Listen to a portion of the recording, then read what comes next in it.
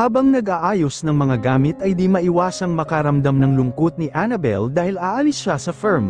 Sa ilang taon na pagtatrabaho niya dito ay madami siyang natutunan. Naisip pa nga niya dati na mag-aral ng law sa gabi, pero na-realize niya na mukhang hindi na yun mangyayari dahil malamang, ayaw ni Dino na ang mapapangasawa niya ay career woman. Sa ganoong aspeto hindi maiwasang masabi ni Annabel na si Dino ay para ding si Gabby, pero hindi naman sa lahat ng bagay. Nararamdaman noon ni Annabel na hindi natutuwa si Gabby pag mas madami pa siyang alam sa isang topic na pinag-uusapan nila, samantalang si Dino ay mas nagpapakita ng interest kay Annabel pag nagbibigay siya ng comments about his cases or their clients. Tanungin ko kaya si Dino kung okay lang sa kanya na mag-aral ulit ako pag nagkaroon ng pagkakataon, biglang naisip ni Annabel. And the opportunity instantly came during their dinner. Inilibot siya ni Dino sa bahay nito at ipinakilala sa mag-asawa na sabi nito ay siyang nangangalaga sa bahay niya. Mukhang wala na akong masyadong gagawin dito, sabi ni Annabel habang humihigop ng soap. Okay lang ba sa'yo kung mag-aral ulit ako? Depende, paano pag dumating na si baby? If we start a family, baka mawalan ka ng oras for a few years. I am serious when I said about having children, Annabel. Hindi mapigilan ni Annabel na pamulahan ng pisngi. Sabi ko nga, mahinang sagot niya, pero di ba sabi ko naman sa'yo na hindi pa ako ready until I got to know you better. Pwede ka bang mag-isip ng better way to know me than by sharing my bed? Alam mo naman ang ibig kong sabihin, di ba? Muling protesta ni Annabel. Hindi ako sigurado. Almost 4 years na naman tayong magkakilala, Annabel, and I think that is enough for us not to be strangers with each other. Magkaiba naman syempre yung magkatrabaho and being lovers. Hindi ba nag-promise ka naman to give me time? Hindi naman ako sumisira sa usapan, but when I agreed with it, I was thinking of months, not years. Gusto ko namang magkaroon ng mga anak while I'm still young. Pero they will be children of a woman you do not love. Nakaramdam ng sudden pain si Annabel habang sinasabi niya ito kay Dino. Magiging anak sila ng babaeng ina-admire ko at nire-respeto, depensa ni Dino, that's as good as love, sometimes it's better dahil yung love, bubulagin ka sa maraming bagay. Tumigil saglit si Dino, tulad ng pagmamahal ko kay Patricia. Alam ko namang masakit ang nangyari sa'yo, mahinang sagot ni Annabel. Yes it was, but at least I learned my lesson. Wala nang ibang babae ang muling mananakit sa akin. Paano ka naman nakakasigurado? You make everything sound so simple. Hindi ka ba nag-worry that things may not turn out right the way you anticipate it? Paano kung maging disaster ang pagsasama natin? Annabel, naging disaster na ang mga plano ko the moment na tinanggihan ako ni Patricia. Mabilis na sagot ni Dino, pero tingnan mo naman kung ano ang naging kapalit. Ikaw at ang magiging baby natin. Ako lang ang love rebound mo. Ganun ba ako sa'yo, love rebound mo? Hindi, you have a much strong personality than Gabby, just like your Patricia, she is more elegant than I am. Correction, not my Patricia anymore. Halos ibagsak ni Dino ang kanyang baso kaya may natapong wine, buti na lang at hindi nabasag ang baso. Natahimik na si Dino pagkatapos ng kanilang usapan, nagyaya na si Annabel na umuwi matapos nilang mapag-usapan ang detalye ng kasal, nakakabingi ang katahimikan nang nasa loob na sila ng kotse ni Dino, halos hindi man lang sinulyapan ng binata si Annabel. Anong problema nito? Para inimik ko lang si Patricia, tinopak na, affected, bahala nga siya. Hanggang sa makarating sila sa kondo ni Annabel ay wala pa din silang imikan. Nang makababa na ng sasakyan si Annabel ay himalang tinawag siya. Huminto siya dahil akala niya ay may sasabihin ito. Lumapit si Dino kay Annabel, nabigla siya nang hinalikan siya ni Dino sa lobby. Mabilis lang yun pero parang ilang boltahe ng kuryente ang naramdaman ni Annabel. Good night, sabi ni Dino sa kanya at bumalik na ito sa kotse, habang naiwang nakatayo at nakatulala pa din si Annabel. Si Dino na yata ang pinaka-composed sa araw ng kanilang kasal, at nang nasa reception na, nagbigay siya ng impresyon na hindi siya maaaring maging mas masaya. Kung hindi lang siya naglo, malamang na pwede siyang maging artista at manalo ng Best Actor Award. Sana kagaya niya rin ako, The Great Pretender, pagrereklamo ni Annabel mentally. Every time na hihilahin siya ni Dino patungo sa mga kaibigan nito ay hindi maiwasang makaramdam ng awkwardness ni Annabelle. Nanginginig ang kanyang buong katawan nung nag-cut na sila ng wedding cake, lalo na when Dino kissed her on the lips. Alam ni Dino ang pakiramdam ni Annabelle sa kabila ng pagiging eager nito sa pag-entertain ng kanilang mga guests, kaya hinawakan niya ang kamay nito and gave her a comforting squeeze. "Don't worry, malapit na itong matapos," bulong ni Dino. "In 2 hours pupunta na tayo sa airport." "Hindi ako makapaniwala na aalis tayo for a month," bulong din ni Annabelle. "Siguradong hindi ka tatantanan ng mga clients mo." "Hindi mangyayari yun," nakangiting sagot ni Dino. "Wala ba akong karapatang magbakasyon? It's our honeymoon." On their way to Europe, saka lang naitanong ni Annabelle kung bakit gusto ni Dino ng mahabang honeymoon.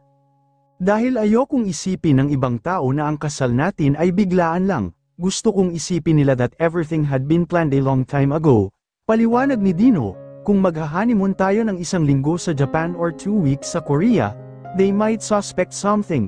At sino naman ang mag-aakala that I fixed this honeymoon just 2 days ago?" "Tama, ako nga hindi makapaniwala," pagsang-ayon ni Annabelle. "Ang galing naman ni Tina para ma-organize niya itong lahat at such a very short time." "Ako ang magaling," sagot ni Dino. "May client ako na nag-recommend ng magaling na travel agent at siya ang nag-arrange ng lahat ng ito. Matagal ang 1 buwan para mapalayo ka sa trabaho," mahinang komento ni Annabelle. "Sana hindi ka ma-bored." "Hindi ko naman hahayaan na mangyari yun, at para patunayan yun," he picked up the book resting on his lap. "It's about company taxation. Nagdala ka ba ng pwede mong basahin?" tanong ni Dino. "Magbabasa na lang ako ng mga available magazines dito sa eroplano." Binuksan ni Dino ang briefcase na nasa paanan niya at naglabas ng isa pang libro. Nang makita ni Annabelle na isa itong bestseller romantic novel, hindi siya makapaniwala na nagbabasa din pala si Dino ng ganong klase ng libro. "Sabi ko na nga ba, you will not bring anything with you," paliwanag ni Dino at inabot niya kay Annabelle ang hawak na libro. "Hindi ko akalain na thoughtful ka pala. I told you, I intend of making our marriage work, Annabelle, hindi ko hahayaang mag-fail yun." "Ah, sabi ko nga, alam ko namang ayaw mo ng failure." Umayos ng upo si Annabelle. "I am just wondering, masyado kang nag-worry sa iisipin ng ibang tao napaka-successful mo na naman." "Ganyan din ang sinasabi ko sa sarili ko," pag-amin ni Dino, "pero hindi ko makumbinsi ang sarili ko." Mas lalong na-curious si Annabelle. "Bakit naman? Noong bata ka ba you experienced a lot of failures?" "Ano ito, isang uri ng oral test? Masama bang magtanong ang asawa mo?" "Pag-asawa na kita in a real sense, tanungin mo ulit ako niyan." Nabigla si Annabelle sa sinabi ni Dino. Mas lalo tuloy siyang na-curious kung ano ang meron sa past ng matalino pero autocratic na lalaking kanyang pinakasalan. Pinahit niya ang wedding ring sa kanyang daliri. Hindi siya sanay na nagsusuot ng alahas. Ayaw niyang isipin na simbolo ito ng ownership ni Dino sa kanya. Napakahaba ng flight, mabuti na lang na nasa first class sina Dino at Annabelle kaya may enough area sila to rest. Pero naiinggit si Annabelle kay Dino dahil relax na relax ito buong biyahe, samantalang ang pakiramdam ni Annabelle ay pagod na pagod sa matagal na pagkakaupo. Naisip ni Annabelle na marahil ay dala lang yun ng pagbubuntis niya. Alam ni Annabelle na nagulat si Dino nang malamang wala siyang masyadong napuntahan na ibang lugar. Hindi na siya nagpaliwanag kung bakit ang isang single na tulad niya had a little opportunity to travel to other places. Hindi naman kasi sanay si Dino na ang mga nakakasalamuhan niya ay kapos sa pera. Pero ngayon pakiramdam ko ay sana rin ako sa mga mayayamang nakakasalamuhan ni Dino. Siguradong gusto niya na presentable ang mga damit na isusuot ko. Kailangan ding magsanay na ako na magsuot ng alahas, at siguradong madami pa akong lugar na mapupuntahan. Tanghali nang naglanding ang eroplanong sinasakyan nila, inabot pa sila ng 2 oras bago makalampas sa immigration dahil sa dami ng pasahero at napakahaba din ng biyahe nila papunta sa hotel, pero sulit naman dahil napakaganda ng hotel, overlooking sa asul na dagat. "Pasensya ka na wala ng bakante sa kabilang wing ng hotel, sayang, mas maganda doon." Paghingi ng paumanhin ni Dino habang nasa elevator sila papunta sa penthouse ng hotel, "But we're still fortunate dahil na-accommodate pa din tayo at such a very short notice." "Siguradong madidismaya ka kung wala ng bakante dito," nakangiting sagot ni Annabelle. You know me, I want the best, pagsang-ayon ni Dino.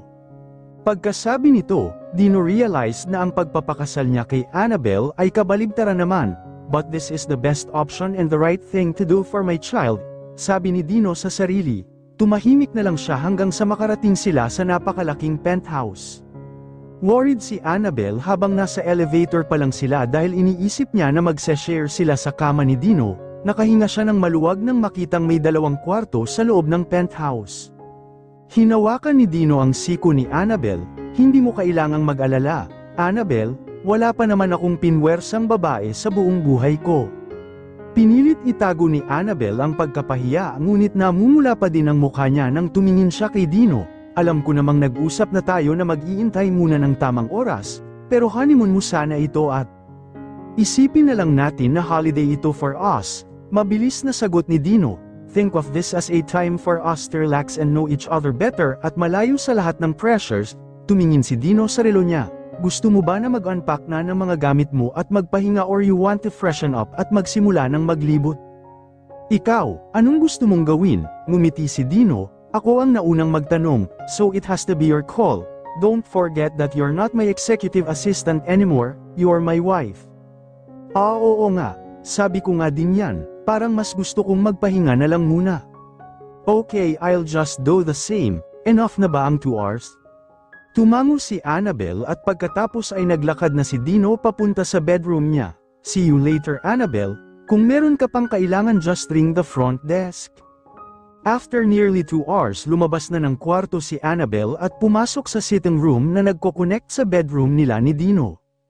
Napaka-refreshing ng decorations, green silk ang throw pillows na nagmamatch sa color ng wallpaper at sa curtains, napakalawak din ang balcony, dahil centralized ang aircon, naramdaman ni Annabel ang init sa labas nang buksan niya ang sliding door kaya pumasok siyang muli. Mainit talaga ngayon, hindi napansin ni Annabel na lumabas na din si Dino sa kanyang bedroom, mas magiging mainit pa in the coming weeks kaya dapat samantalahin na natin ang ating bakasyon. Saan ba tayo pupunta? Nasa ibabaw ng table ang itinerary natin for the coming days. We're going to stop at several islands so you better be ready. Wow, so ibig sabihin we will be staying in a yacht? Excited na tanong ni Annabel. Aha, 1 week, and after pagliliwaliw, maglilibot tayo sa mga kalapit na lungsod at pagkatapos ay uuwi. Bakit nga pala UK ang napili mong puntahan? Hindi ba wala ka namang clients dito? Nagtatakang tanong ni Annabel. Exactly, kaya nga ito ang napili ko nakangiting sagot ni Dino. Nginitian din ni Annabel ang asawa, aware of how boyish Dino looked pag hindi stressed. On a normal day, mukhang mas matanda pa sa 35 si Dino dahil sa pagiging seryoso nito sa trabaho. Kaya nga maski si Dino ay feeling matanda na kaya ayaw nang maghintay ng 5 taon para mapakasalan si Patricia. Hayes, sana kagaya din ako ng ibang babae when it comes to love. Para hindi malungkot, lumapit si Annabel sa table, kinuha ang sinasabi ni Dino na itinerary at binasa. Masaya ako na makakapagbakasyon tayo, mahinang sabi ni Annabel. Kailangan natin ito dahil siguradong pagbalik natin ng Pilipinas marami tayong intrigang haharapin. Kung mapapagod ka naman, we can always shorten our vacation, but for now, let's have something to eat so we could start our city tour. There is a wonderful place I know na siguradong mag-e-enjoy ka sa pagsa-shopping. Wey, excited kang mag-shopping? Di ba ayaw ng mga lalaki yun? Madalas, pero hindi naman sa lahat ng oras, protesta ni Dino. Alam ko naman kung gaano kayo ka-enjoy mag-shopping, dapat bumili ka para sa sarili mo at kung gusto mo, para na rin kay baby, they have excellent bags and jewelry here. At siguradong bagay na bagay sa iyo ang mga exotic version nila dito. Remembering that Gabby had only liked Hef in pastel colors, napapangiti na lang si Annabel dahil magkaiba talaga sila ni Dino, but when it comes to intimacy, ganun din kaya Kat hindi ang control ni Dino. May mali ba? Naramdaman ni Dino na may bumabagabag sa kanya. Ha?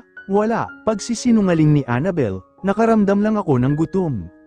Nang mga sumunod na linggo, nakita ni Annabel ang other side ng lalaking pinakasalan niya. He is like a tip of an iceberg, mas maraming itinatago tungkol sa sarili niya at sa kanyang mga kaibigan, Akala niya ay hindi siya mag-e-enjoy na kasama ang asawa, but she found a feeling of enjoyment with him. Sobrang nag-enjoy sila ni Dino sa kanilang sightseeing.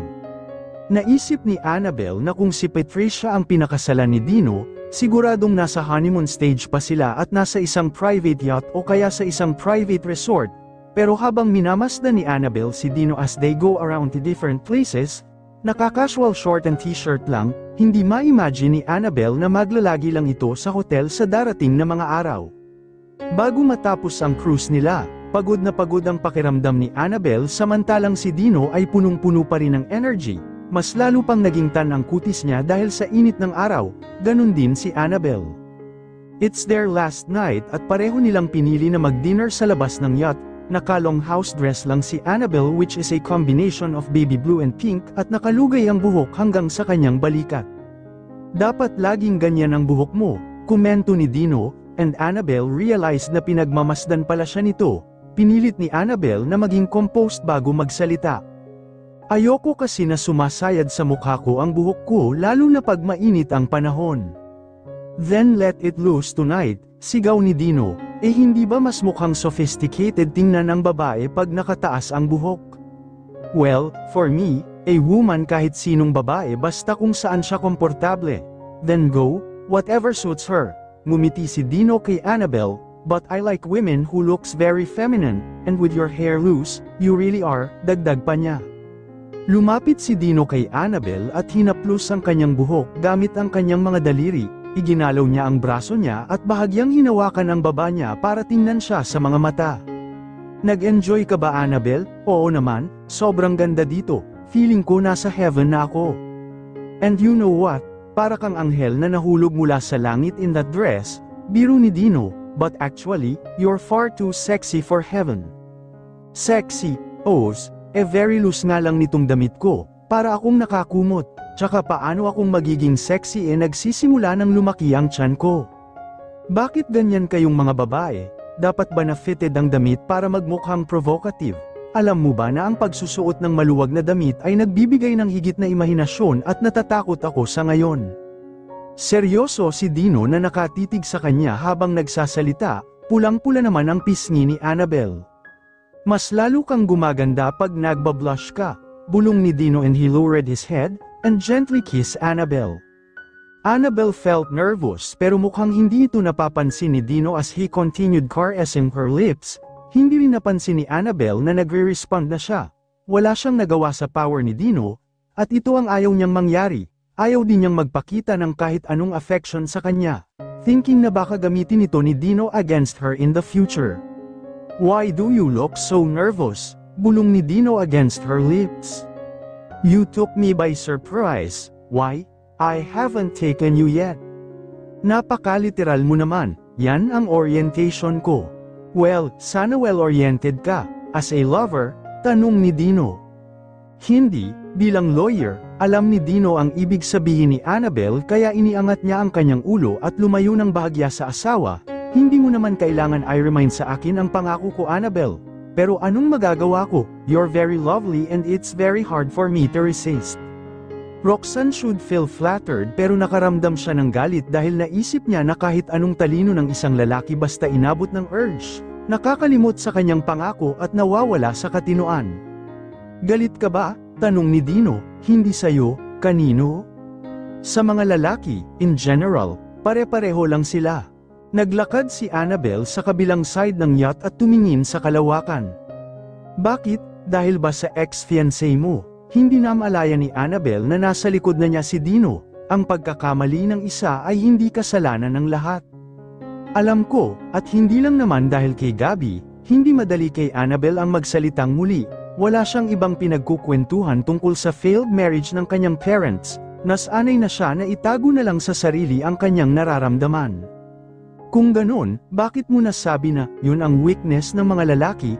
Tell me, I'm just curious, giit ni Dino. Talaga, humakbang si Dino para mas mapalapit kay Annabel. Gusto kong mag-succeed ang marriage natin, my dear, that's why I want to understand your fears at kung bakit napaka-bias. Nang tingin mo sa mga lalaki, you're still a stranger to me.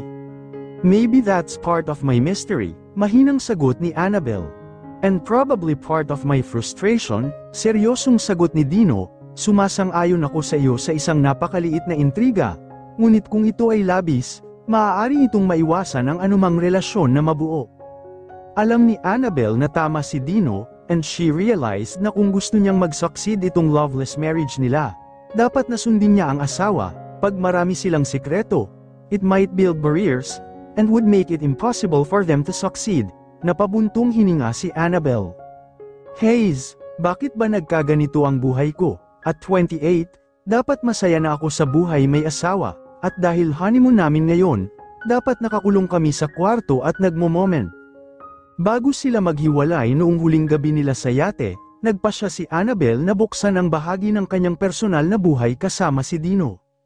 Yung dad ko, fanatic ng magagandang babae yun, sabi ni Annabel na hindi lumilingon kay Dino. Kaya ayon, pinakasalan niya si Mommy, napakaganda niya, magkapareho kami ng buhok, mas maputi pa siya sa akin, kinukuha nga siyang model ng isang painter, pero si Dad, palaging nahuhumaling sa magagandang babae, hindi ko na nga matandaan kung ilang beses niya kaming iniwan eh.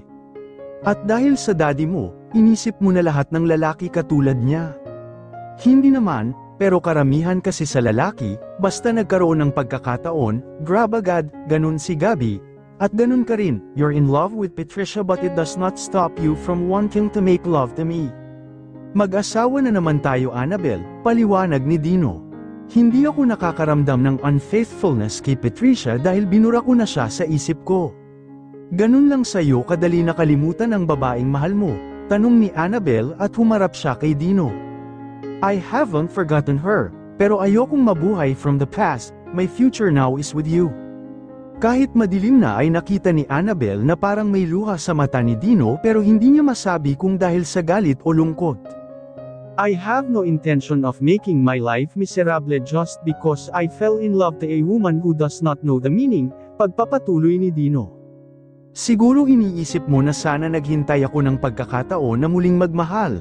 Pero tulad nga ng sabi ko sa'yo, I don't want that kind of emotion anymore. Ayaw natin pareho na muling masaktan which is why I asked you to marry me. Magkasama na tayo for nearly 4 years. At kung hindi man maging maganda ang marriage natin, at least hindi tayo parehong masasaktan. You sound so rational but when you kissed me, napakababa ng tingin ko sa sarili ko. I felt cheap. Bamantong hininga si Dino, I'm sorry if you felt that way, sagot ni Dino, most women would feel flattered. Itinaas ni Dino ang kamay niya to stop her from saying something, and please don't say that you are not like most women, alam ko na yan, otherwise hindi ikaw ang pinakasalan ko. Huwag ka sanang magalit sa akin, Dino, sagot ni Annabel, hindi lang talaga ako makapaniwala sa lahat ng nangyari sa akin, yung pagpapakasal natin, kasama kita ngayon, maybe it will take time para makasanayan ko ito, matagal kitang naging boss tapos biglang mister na kita ngayon, I just can't believe it. Parang nanaginip lang ako. Kung panaginip ito sa'yo, sana wag mo naman gawing isang bangungot at pagmukhain akong monster, nakangiting sagot ni Dino, remember, I am still a normal and ordinary man. Normal siguro, oo, pero ordinary, I can't agree with you, nakangiti ring sagot ni Annabel. Oh well, I don't want to argue, maybe I would suggest that we get inside and have dinner. Lumapit siya kay Annabel at inalalayan ito sa siko, sabay silang pumasok sa dining room and had their last dinner on their honeymoon.